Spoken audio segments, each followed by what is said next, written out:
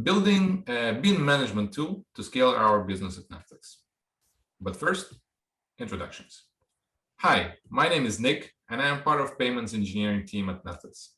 I'm the lead engineer in a cross-functional group at Netflix that is developing and supporting payments innovations in the EMEA region.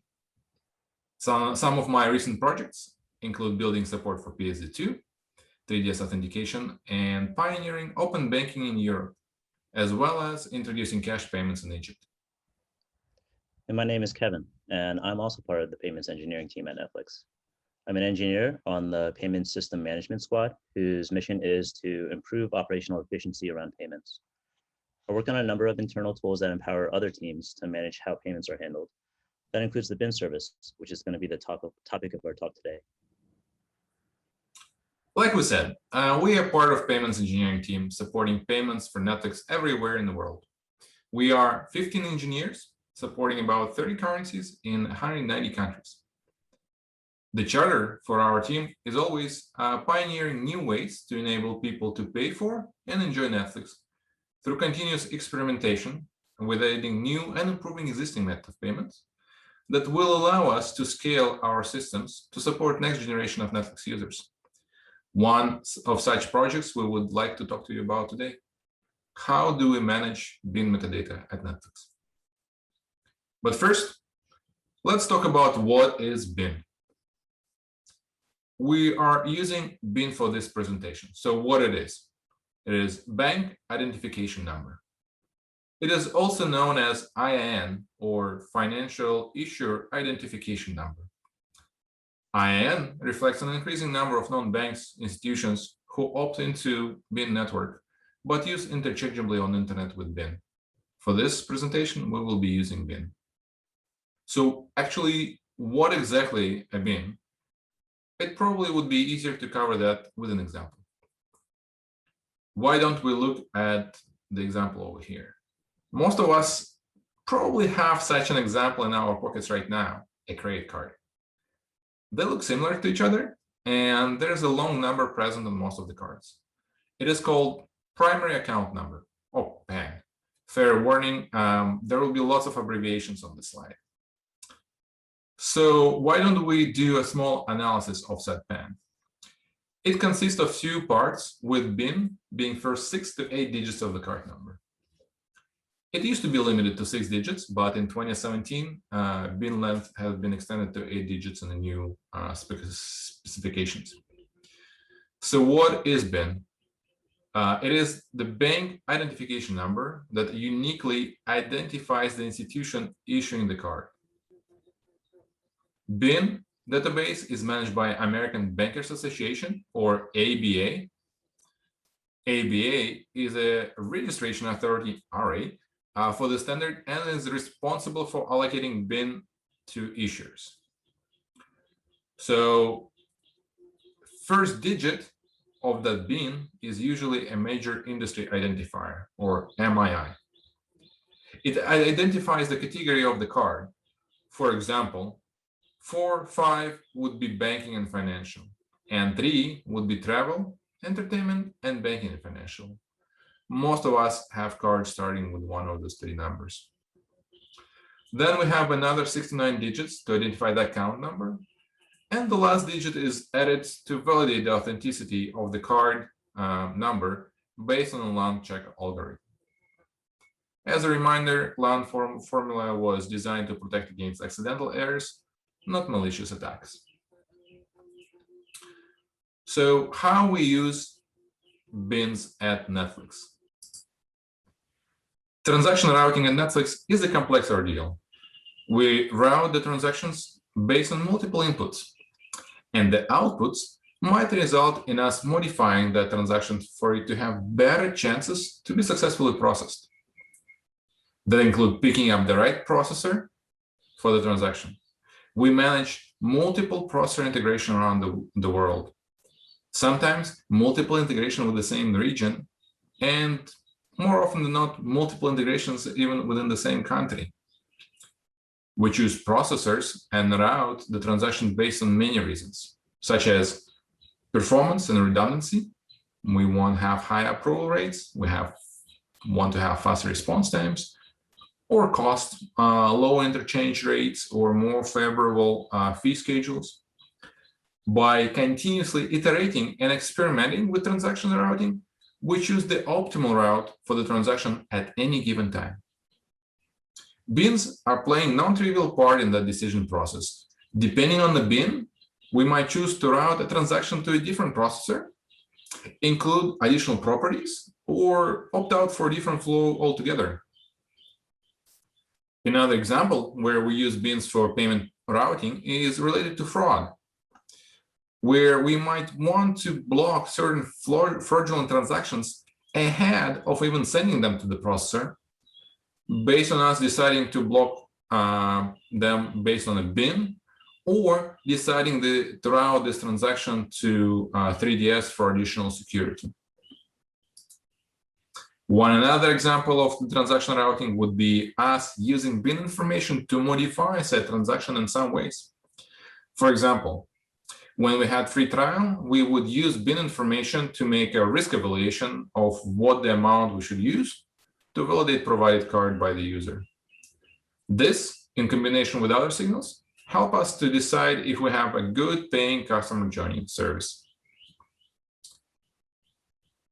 At Netflix, we also have multiple teams dedicating their time to visualize and understand our business metrics, including payments performance. We employ multiple tools and dashboards to help our payments regional leads to get visibility into their market performance. Some of these tools are near real time, and some are aggregated data from multiple sources to build a richer experience. Bin metadata is obviously a part of these insights. Having that granular visibility allows us to generate insights and react quickly. For example, we would notice a decline or in a renewal rates for issuer A on debit or credit card in country B, and then decide to route the transaction slightly differently. It is used on a daily basis to inform more intelligent routing decisions, basically. So why don't we talk about how we managed or used to manage these bins in the past? So we would start with what we had. The way we maintained the bin metadata in the past was fairly painful. What we had is a set of multiple sources of bin metadata from various partners. Lots and lots of overrides and enrichments done internally by multiple payment regional leaders. We need to reconcile all the sources into a single list every single time from scratch. This was done manually, offline, once in a while, with the help of multiple scripts.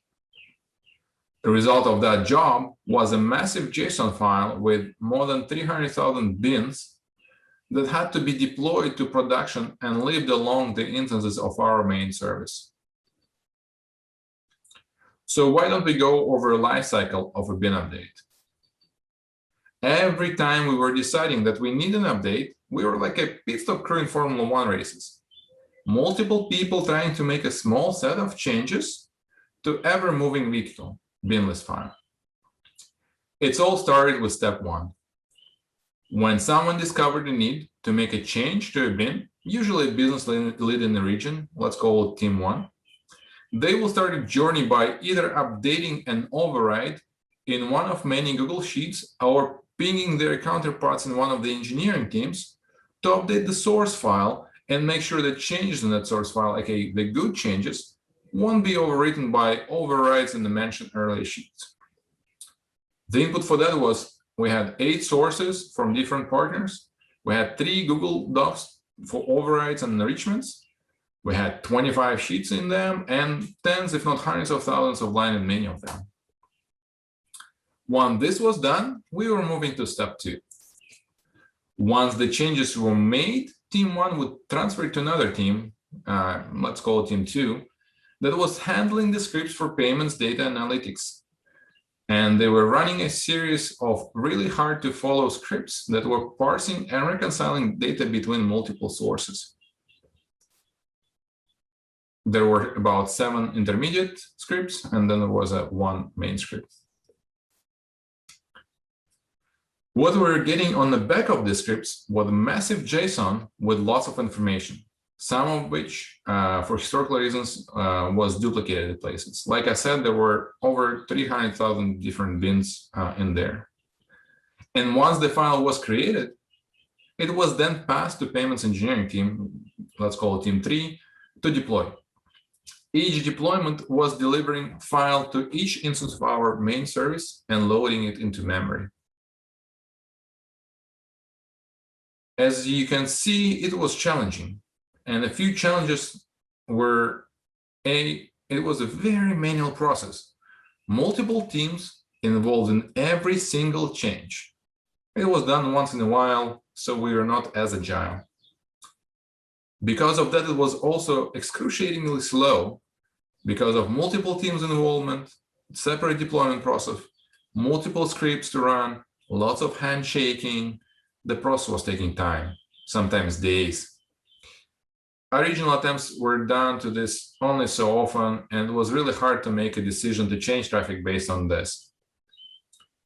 It was also super error prone. There was no way to validate the changes and who is making them. If new bugs were introduced, something else was broken, basically lots of room for errors. We had little visibility into if data was successfully loaded, and consequences of not loading data on all instances was that we would use different data to route transactions on different instances.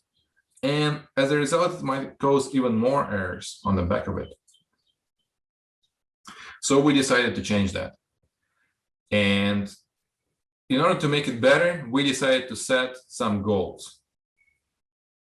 And when we realized we need to build a new service, we decided to split all the goals into 3 larger buckets. We needed simple, scalable, self-service tool that will enable us to ingest, process, consolidate, modify, and surface the data. So let's start with simple. So what does it mean? We needed an ability to easily describe bin metadata and all its properties and then visualize it in one place, meaning no more multiple Google Sheets files to update. It also had to be scalable, meaning that it should support multiple integration and ingestion from multiple partners. We want to have a system that will enable multiple users making changes at the same time. And we also wanted a system that will be responsive and will be able to use it. We will be able to use it in production with an ever-growing traffic to Netflix. We need to build something that eventually will support our need for 8-digit bins. And we also wanted to make sure our data is validated and deployment errors are minimized. And self-service goals were apparent to us early on. So what do we mean by that? One user can complete the full journey without a dependency on any other team. And once updates are done, they're available in production within minutes. And all that done through a clean UI to visualize, debug, and investigate bin data. With that, let me pass it on to Kevin, who will walk us through how we built it. Thanks, Nick. Let's begin with how we model and describe bin data. First, we'll start out with some basic information about the bin. This will include a primary key, the actual bin value, what type the bin is associated with, as in whether it's a credit card or a debit card, and which brand of card the bin is associated with, such as Visa, Amex, or MasterCard. We'll also want to store the card issuer that's associated with the bin. This can be a financial institution, like, say, Citibank, or it can be any other entity that issues credit and debit cards, maybe Costco. The country that the issuer is based out of is also useful for routing purposes. Sources describe the provenance of a given set of bin metadata. Maintaining this information is important for knowing where certain versions of metadata for a bin are coming from, as well as being useful for debugging issues with bin updates. Sources represent a list of bin files where metadata for a given bin can be found, while the active source identifies which source is being used when constructing the master bin table. Overrides will contain any manually inputted overrides that have been made for this bin metadata. Overrides take priority over all other sources. Later, we introduced the concept of tagging that describes additional properties of a bin. Attaching tags allows us to apply specific treatments to transactions based on which bin they're coming from and which tags are attached to those bins. Some examples of special treatment will apply to transactions in the presence of a specific bin tag include initiating a 3DS payment flow, initiating a pinless debit transaction, or applying special transaction chaining rules. In addition to this core information, we also maintain some bookkeeping information around when bin, issuer, and tags have been modified, as well as who made the last modification. Lastly, we also version control this information so that we can audit it later and roll back any changes if necessary. Moving on, let's take a look at the architecture of our bin service. First, we have our primary bin metadata service. This Spring Boot application serves as the backend that will manage search, view, and modify requests from clients. Additionally, this service is responsible for collecting and assembling the consolidated bin table that will serve as a source of truth for bin metadata. Next up will be the storage engine where our bin metadata will reside. In addition, we will also store information about the overrides that were previously listed out on those Google Sheets pages Nick mentioned. Our initial selection of data store was Elasticsearch for its search capabilities. However, as our use cases have evolved around the service, we've since reconsidered our choice of data storage engines, and I'll discuss that later on. Next, we have the bin metadata UI, which is a React app that allows payments operations folks to manage bin data in a self-service manner. We will also need to store the bin files that we receive from our different providers. We use these files to run a periodic rebuild of our consolidated bin table, which used to be that massive JSON file mentioned previously. Bin data is also published by EBCache, which is an open source, low latency key value store built on top of Memcached. This is used by our payments platform, which needs fast access to bin data in order to process real-time transactions. Recall that this data used to have to live alongside the instances running our payments platform. Most of our services run in AWS and typically across multiple regions and availability zones. Releases and deployments are handled through Spinnaker, which is an open source continuous delivery platform. This allows us to build, test, and release new updates quickly. So what does the new lifecycle of a bin update look like with our bin metadata service in place? We begin with those initial sources of bin data. These files are retrieved and downloaded into an AWS S3 bucket through separate workflows. The bin service will then need to rebuild its bin table from these updated files. This is typically initiated through a scheduled job that runs periodically. The bin service will also need to retrieve the up-to-date bin data from our partners that are staged in S3.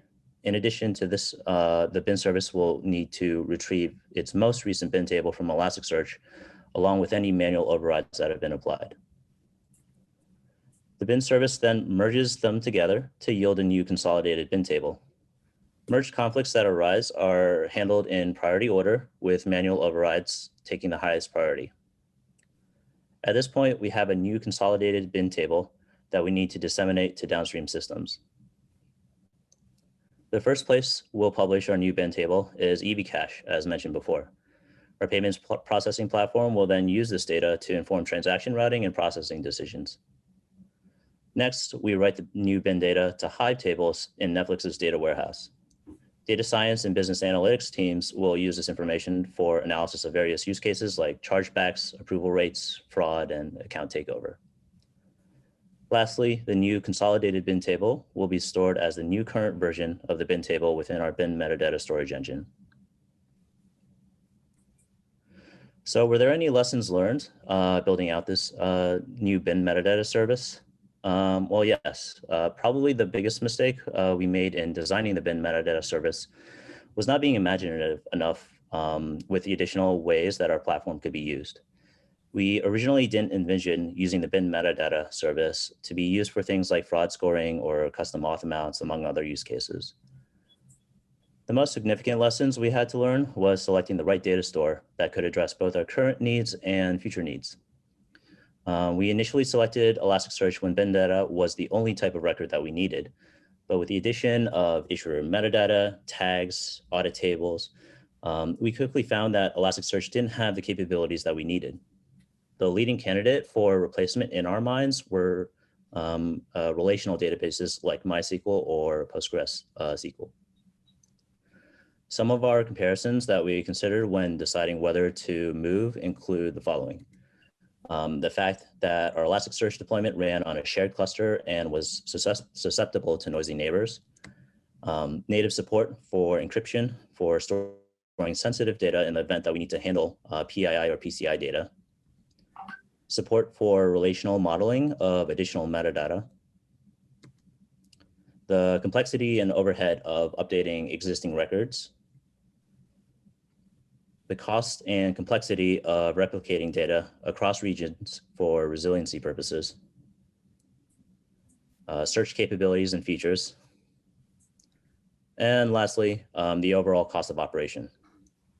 Ultimately, we worked to migrate from Elasticsearch to Postgres on RDS and are in a much better place. With that, I'll hand it off to Nick to talk about the results of building out the service. All right, thank you, Kevin. So why don't we look at what we ended up with from the end user standpoint and go over the same lifecycle of being updated once again. So it starts with a single UI where user can browse, search, update, publish, and roll back the data. There are multiple ways to view and update the data. Users might choose to update information bin by bin, do bulk change of the bins, or update tags one by one or in groups. For example, updating tags in groups. In case a business partner identify a group of bins that should be routed or grouped differently, they can do that in this UI by adding or removing tags in one go. And every time user choose to publish the results, all the changes are validated and reconciliation process kicks in. Once it is done, users receive a notification about the changes that were done, and the data is immediately available to use in prod. As a result, we got ourselves simple, scalable, and self-service tool. We can easily describe and visualize the data. We could get a scalable solution that allows for multiple sources of data, multiple users making those changes, and system using data in real time. We also have data validations now. And obviously, it is a self-service.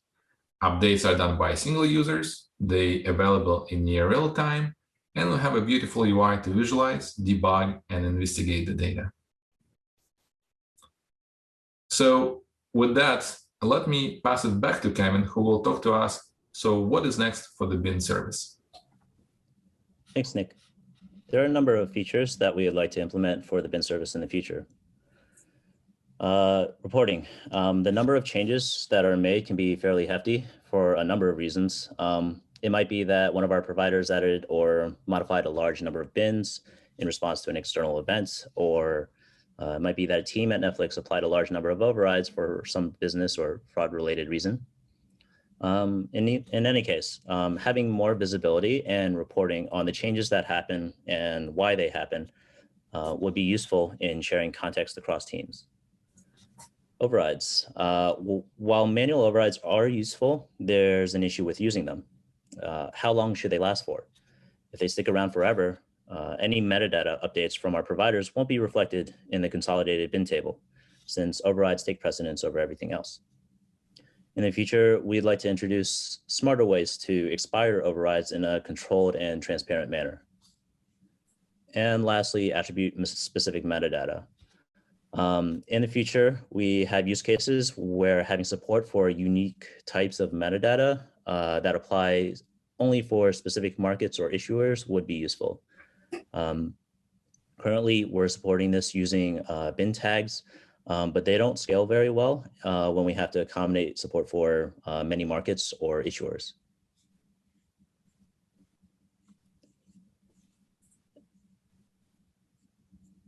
And that concludes our presentation. So thank you so much for staying with us for the last half an hour. And we also want to mention that we would be happy to answer any additional questions you might have. And as a notice, we're also hiring for our team. So come join us. Thank you again.